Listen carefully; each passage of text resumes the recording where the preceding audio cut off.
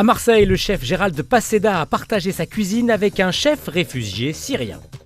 Vous avez peur en avion? Ce site web marseillais va peut-être vous aider. Et enfin, voici un surf électrique et volant.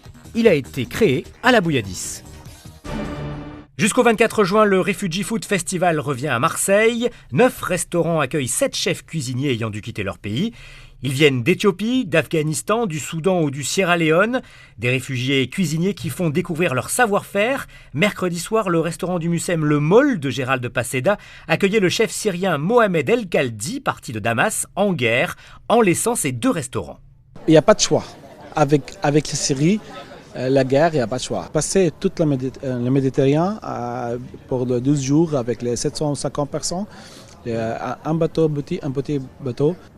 Pour l'Italie, Sant'Andrea Quantazzaro, après continuer tout le Milan tout Suisse-Hollande, après l'Allemagne, après pour la Danemark. Il n'y a pas de solution. 2016, 11 mars, je suis avec les familles, également avec les papiers, c'est l'autorisation pour le travail. Les bonnes chances parce que je suis le chef, je suis le cuisinier, et comme ça, c'est facile tout travail. Toutes les herbes, toutes les épices qu'il utilise, nous les avons ici à Marseille. Mais en fait, il faut quand même avoir la subtilité de les mélanger de la manière dont les Syriens le font si bien, et Mohamed le fait superbement bien.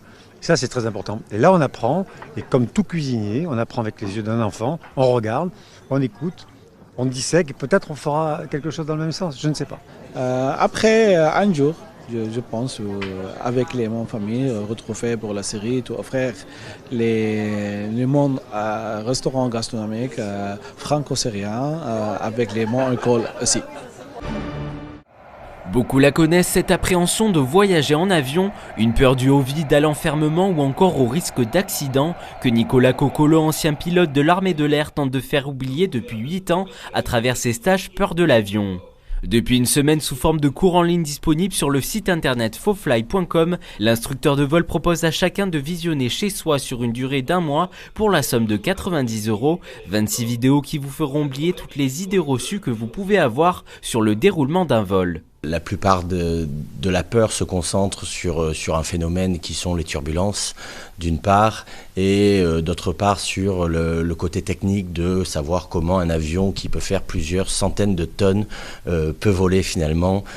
Pour eux, l'air c'est le vide, il n'y a rien. Alors donc voilà, c'est cette partie-là où je rationalise finalement leur pensée par rapport à tout ça. L'avion peut-il tomber à cause de turbulences? Comment cet objet de plusieurs tonnes tient-il dans les airs? Des interrogations qui nous terrifient mais qui sont parfois infondées, à l'image de la psychose sur le fameux trou d'air qui n'a en réalité jamais existé. Je m'amuse beaucoup de ce terme des trous d'air parce que les trous d'air n'existent pas.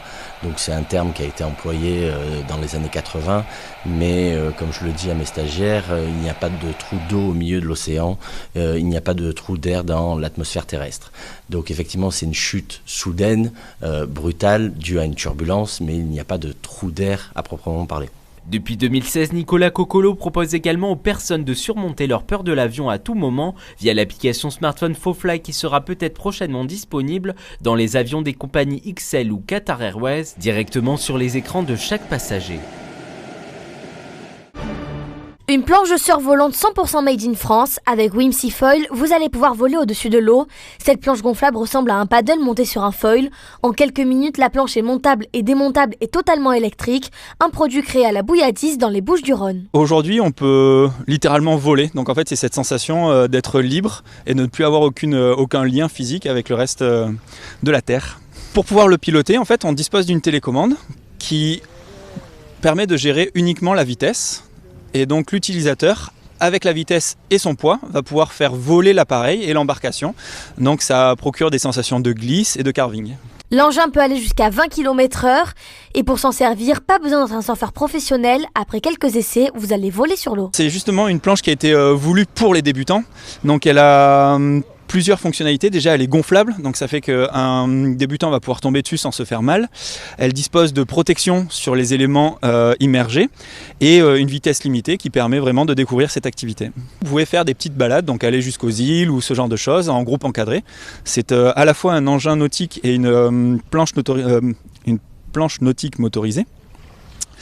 Du coup, on peut naviguer dans les 300 mètres et au-delà des 300 mètres jusqu'à 2000 d'un abri. Le Whimsy Foil sera bientôt en location à Marseille. En attendant, vous allez pouvoir le tester au Delta Festival le 6 juillet prochain sur les plages du Prado. L'été est bel et bien installé sur la Provence avec une journée très chaude et du soleil partout avec en plus un vent du sud qui réchauffe l'atmosphère. Les températures, le matin 12 à Digne, 14 à Manosque, mais 17 à Marseille et Toulon. L'après-midi 29 à Aix jusqu'à 31 à Avignon. La maximale, 21 juin, l'été et la Saint-Rodolphe.